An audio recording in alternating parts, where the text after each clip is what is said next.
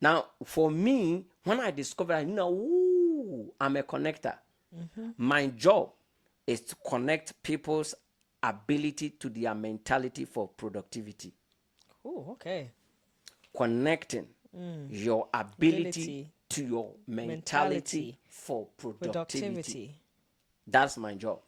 You can't be around me for a long time without not sensing you, without not feeling you, without not being blown into yourself. It's impossible. That I can agree to. It's impossible. Yes. If you're around me, I'll be into you. It's Yes. natural. It comes. It's in you. That is me. So Yes. anyone who has been with me can testify that if I go around this guy, I feel inspired. I feel energized. Yes. He's always telling me something about me. He makes me feel wow, like, hey, that is me. And even if my sense of value is low, it will begin to shoot up. That is me, a connector. I'm a bee. That's a job I do. I don't create flowers, but I have flowers to blossom, to do well, to produce. That is me. That's my job. I love it. I love it. Oh, I love it. So that is it. So from what I've described right now, it gives you one of the ways to discover your calling. If you sit down and think through it well, you discover it. What makes you feel Passionate. Yes. I was not even going to say that, but you can pick that one out easily. What brings you alive? You see how passionate I've become right now? Yes. I love what you are doing. I can talk like this the whole day. When I get plugged into things like this, I don't feel hungry. You never. Time means nothing to me. What brings you alive? What makes you fall in love with yourself? What is it? So one way to discover your purpose and calling is to discover your passion. What you are so passionate about. It's not about like I love watching movie. Okay. Yeah. So somebody will come and say that. But when you say what people are passionate about, I'm passionate about watching movie. Okay. But let me push it further even on that. What if you are not just to watch the movie, but the movie you are watching, you are to watch and see the sequences, the pattern, everything, so you become a film writer or a film producer. So if you are all about movies and stuff, don't just look at you watching and wasting time. What are you learning from it? So that should translate into something bigger. You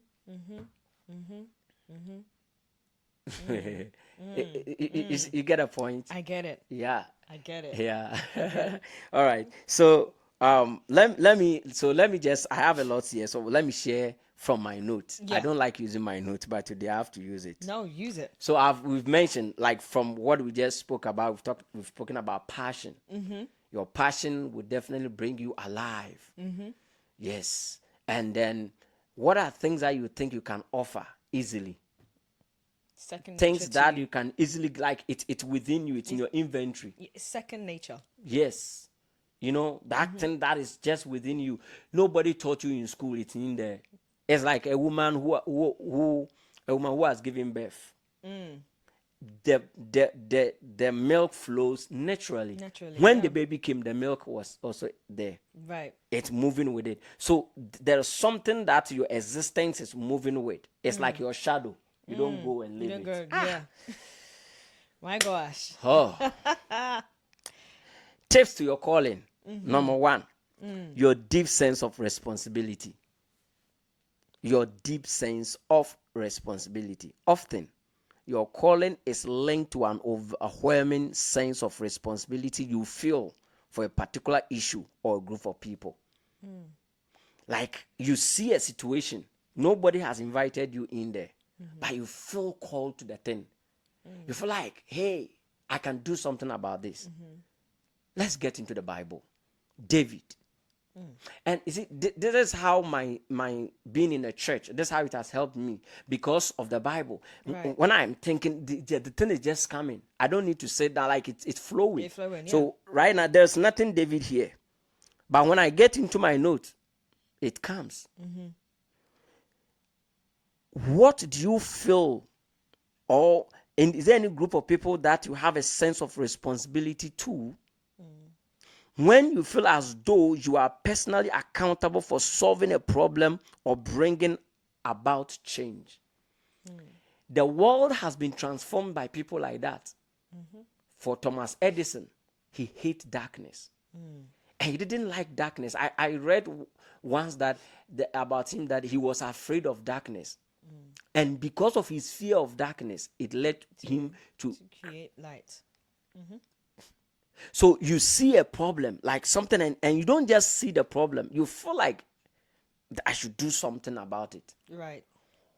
Is there any problem, any group of people, are there some individual group of people that when you see them, something in you shakes? You feel a certain way, and it's not just about what you feel for them or being empathetic, but you feel like I should do something about this situation. You see, when you get to that point, you don't just complain, you bring solutions. See, you may feel an inner compulsion. I love that. Every word here is important to me. You may feel an inner compulsion to step in where others seem indifferent. So everybody is talking about it. Oh, this, they are saying this, that. No, you don't just want to talk about that. You want to bring solution to that problem. That reminds me of a book that I was reading from Bishop T.D. Jakes, The Disruptive Thinker. So the disruptive thinker, even though the issue is there, but they will think of the solution. How can we, or how can I solve that issue? How can I? So you see that it's an inner compulsion. And I say that this responsibility is not imposed externally. It is something that arises from deep within, prompting you to act even when it's inconvenient or risky. I've had several opportunities to step into the pastoral arena. It was safe, it was secure, it was predictable, but I said no, I turn all of them down. And sometimes it may feel like I'm proud. I'm too no. No. It's not like I have like, no, that's not me. I mean, that's not me. It may be part of me fulfilling destiny, but that is not me. What I want to do, I've never seen anyone do it, or no one has done it the way I see it, but I'm attempting it. What if I fail? What if it doesn't work? If it doesn't work, somebody will come and work it. At least I should start it. I feel the problem of leadership in my nation. I feel called to it. I feel like the problem of leadership in Africa, I have a responsibility. I'm not just going to talk about leadership deficit in the nation. I feel like, what should we do? What should we do? I am born for that. That's why I have established a leadership organization. Clave is a leadership organization. So I have a deep sense of responsibility to the leadership crisis in my nation and on my continent and other parts of the world. So I at a point I was tired with people saying our political leaders are this. I said everybody can complain, but few people can bring solution. Very true.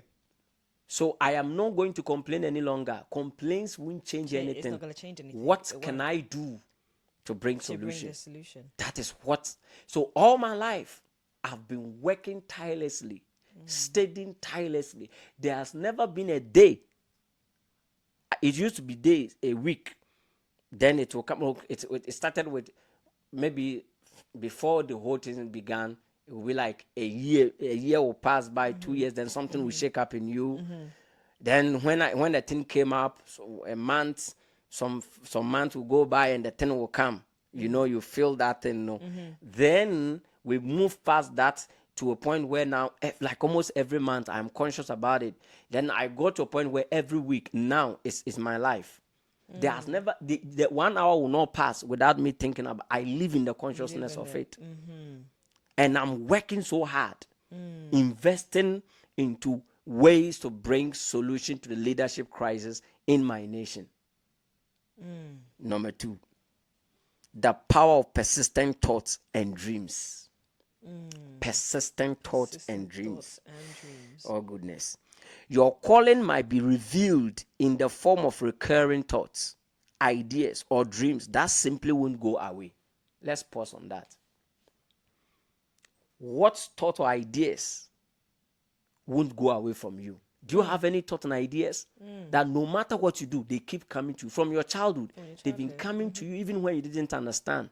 You are growing up, the thought is still with you. You go to the washroom, here I am. You go to the kitchen, hey, Here I am. you get to work, woohoo, on your desk, it is there. Right. You went to church, in the midst of the preaching, the place was charged up. In the midst of it, whoo, it just appeared.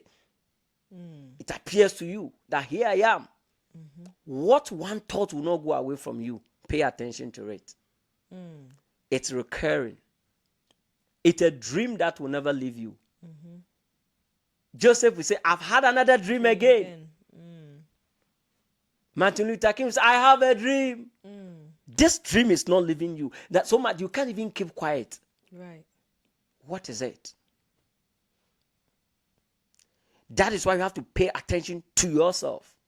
Because God has given us the Bible as a manual, but beyond that, He has put certain things into our being that helps us coordinating with life, like helping us to know. So in my book, I'm talking about pointers to your calling. Yeah. Pointers to your calling. This is a question. This is not part of this question here. But I'm thinking, what if you have discovered your purpose? Or let's say you have discovered that reoccurrent thoughts, the dreams has been coming to you. And you believe in it. And you've decided to, let's say, tell somebody who is close to you. So this could be a close family friend, or it could be a family member, mom, dad, whoever, auntie, uncle. And they don't believe in that dream, but they have a perceived idea and dream for you. What do you do in that aspect? Well, that's one of the easiest and the number one stumbling block for people not becoming themselves. You see, that's idea of parents being so concerned to the point of dictating for you what you have to become. It's one of the challenges of purpose. Because and it's not their fault. And when it comes to that, at first, when I was young in this business, I was sort of, if you ask me that, I would just move straight away and say certain things. But now I'm maturing, so I try to approach it with some kind of balance. Sometimes people will disagree with you, not because they don't believe in what you are carrying, but they don't see it the way you see it. And these are people who care for you. They love you. They deeply love you, and they want to see you do well in life. But the thing you are saying, it's not a thing. The thing is not turning well in their minds. Like, what are you talking about? It doesn't make sense. You understand? So they can't support it at a point in time. So they will try to suggest something else for you.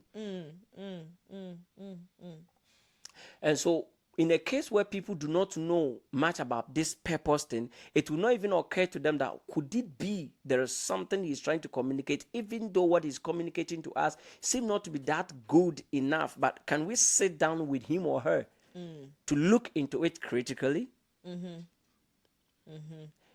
in a situation where what you want to do, there seems not to be a model, immediate model around you, or an example, that even it becomes worse. You see it? So at first I would have mentioned that forget about them. But today, no. What I would say is that if they don't believe in what you are saying, it could be that they don't understand it. So you would want to keep on working at it So what others have done in the past, or many people have done, is that when they get to a point where they cannot convince their parent, they just go along with what their parents want them to do. I've read true stories around it. There are people I've heard speaking about their experiences. They will end what they will do what their parents were asking them to do. Yeah. Then later on they will leave it. Their parents are happy. They will leave it, and then they will move on. But what if you don't have many years to do that? What if you don't have many years to do that? And there are things around that. Whatever you are born to do is a solution, and every solution, if there is a solution, there is a problem. So if you don't become the solution you are, the problem you are to solve will still linger. So all the problems we see in our nation, in our communities, is as a result of missed purpose. In other words, missed calling. That is why I don't joke with people walking in their specific calling. That's why I don't like people being dragged to the pulpit that be a preacher. I may know the word of God, but I may not be called to be a preacher. If you force me out to become a preacher, whilst I am supposed to inspire young people or teenagers to discover meaning and destiny for their lives, then that gap will be there. Nobody will fill it. And when I come to the pulpit, you will force me to preach the traditional messages that you hear in church. Right. And I'm not wired for that. So for we will have issue. The same group of people will come and tell me, like many people tell me I'm a motivational speaker. Whenever they say that, I get to know where they are coming from. So I have not been accepted in most of the time, even men of God. And I say that with respect. It is true. And I don't begrudge them. That's the truth. So there are points where people have thought that I'm stubborn, I'm arrogant. I mean, it's true. Sometimes you have to be arrogant. Not because you're arrogant, because if you don't stand in your conviction and you move in that direction, you miss what God has called you to do. Do you think that your parents played a big part in regards to helping you to discover what your calling is or what your purpose is? So were there points within your life as a child that your parents could see that there's something special in regards to you, there's something different in regards to you, and kind of helped you navigate? I always say my mom is my number one prophetess. Yeah, I love my mom. And before my dad, like I love my dad because of one thing. So anytime I speak about my father, I said one of the greatest blessings my father has given to me is a freedom to be who God has created me to be. It's like, not for once did he impose on us, any of his children, that go and do this by force. And my mother kept saying, I've heard him say this, and she kept saying that you have given birth to you for the world. You'll be sitting there, you'll be thinking, she doesn't really mean, Yeah. or it's nothing. She- But then really coming to where you are right now, what she said back then, it makes sense. So much. Look, my mother is an uneducated person. She can't read, she can't write. But there's one thing she knew. She knew I'm born for destiny.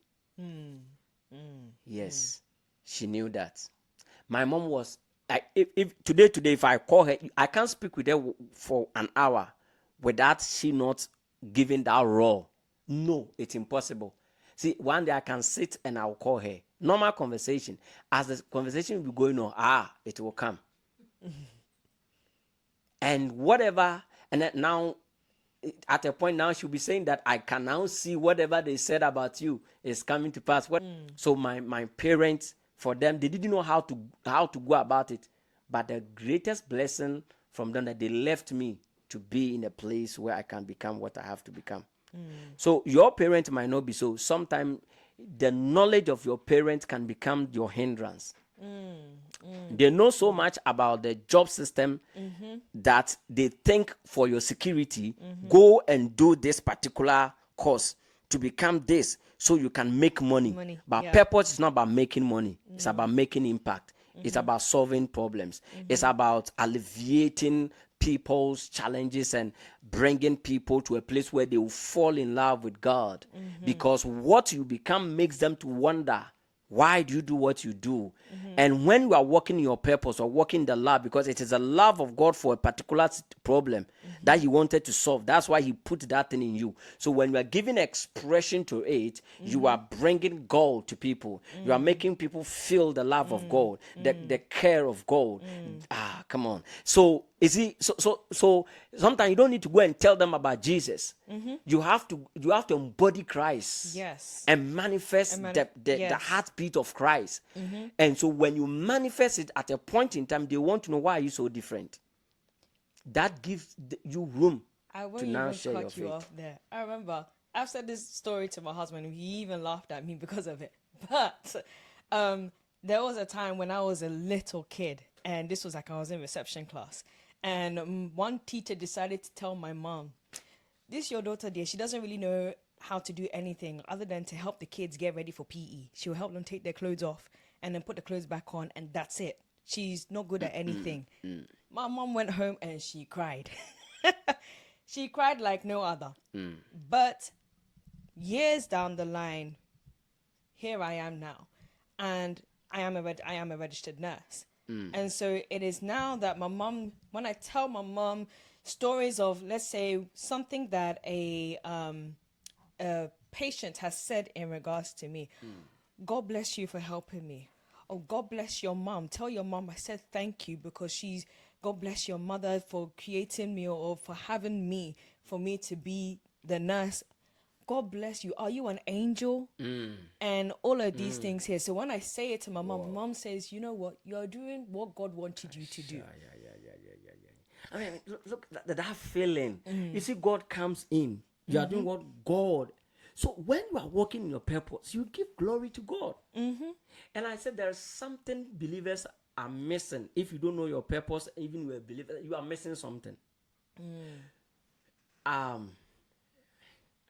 You know, we've given only 2 points. Even the second point, I couldn't explain Read it it, all. yeah. So people might be wondering, but you see, what we are talking about is like, you see, purpose is this deep. It's deep, yeah. So much that even in the course of explaining a point, several questions will It'll come come up. up, yeah. And if you're not careful, you'll not finish the first one, then another one will come. That's why we are moving, like not going straight like that. But I believe you are learning so much, because sometimes when you become so restrictive to the way you want to go about something, you may end up missing the flow that is blessing someone in another way. This is not like a staged performance. This is ministration. Yes. So when the question comes up and it can be a blessing, we have to address it. So in a situation where, back to that question, that some parent or your parents do not agree with you, that they are not going to allow you to do that, or they don't understand what you're talking about, exercise patience. You keep on. Don't throw that dream away. Don't push it aside. Sometimes what you are thinking about may also be so small. So you have to keep reading, keep researching, and keep working at it and praying to God about it. And as you keep on, you tell God to convince your parent about what you're talking about. And as you keep growing in it and searching for people in that field or the possibilities in those areas, you keep writing it down. The vision will become bigger and bigger. And when the vision becomes weightier, it will weigh them. Yeah. And sometimes the people who will bring the vision alive may not be your parent. They may not come from your immediate circle. Right. It may be from outside, someone else that you may meet somewhere. So you go to school. They say go to school. And whilst you are in school, you may meet someone there. And the person will begin to plug you into that. And as you keep on going and going, it will become bigger and bigger. And that is going to help you to walk in that purpose and calling God has given to you. And remember that God has given you that purpose and calling. So when you talk to him to to convince, to influence your parent concerning that particular issue, keep praying, and God will do that which you can't do, so that you will do what He wants you to do, because He has created you to do that. Yes, and so that is going to work, and that is the reason why I also urge that the like the Bible is big, and all these things are in scriptures. Like, if we are not careful, we will leave this into motivational speakers. And the motivational speaker, an unbeliever who is a motivational speaker, will handle the topic of purpose, but you will not connect, you will not bring it to the bigger picture. They will tell you that do what you are happy about, do something that will make you happy, and then in the end, it becomes all about you. But the purpose that is rooted in Christ, in God, it gives glory to God. It's positioned in the bigger picture of what God is doing on earth. So you are doing something that God wants done on earth through you. You understand what I'm saying? Yeah. So sometimes God can even drive you away from something that initially was of your interest to something you never thought about. And when you are getting into it, the passion in it will begin to draw you into it, and you become excited in doing that. Right. All right. So let me just give one more. Let me finish what I started. Yep. Give one more, then maybe we'll move away from there, because Yes. there are lots. Now, if you continually find yourself thinking about certain issues or envisioning specific outcomes in your life, it's likely that your purpose is connected to those areas. These persistent thoughts are often seeds planted in your heart, growing over time until you are ready to act on them. Growing over time. So the seed of your purpose may not manifest instantly. It may be growing over time. Just like with you, it growed over time. Exactly. So if you're a mother, if you're a parent, if you're a teacher, if you're a mentor, if you're an uncle or a senior sibling to someone, maybe you have spotted something in a brother, in a sister, in a friend, in a mother even, and you see that seed, it is there, and then you can see that something is there. What you have to do, water it, nurture it. That is a whole topic on its own. Now, when you do those things for it, it's going to come alive. It will grow with time. So don't worry that you don't have the bigger picture of what you want to do. As long as you sense it, you feel it, in as much as intuitively, instinctively, that thing is there, spiritual, you can discern it, you are getting there. You are moving there. Just keep at it. Don't throw it away. They may come up at random moments, in conversations, or even in your dreams, reminding you of what you were meant to do. Oh goodness, I can talk about this deeper and deeper. Wow. Because when this thing comes to you, when you get hold of this, like, you can't move away from that. Sometimes they are ideas, they are thoughts that will never leave you. Right. It arrests you, literally speaking. To it. When you are alone, what are your dominant thoughts?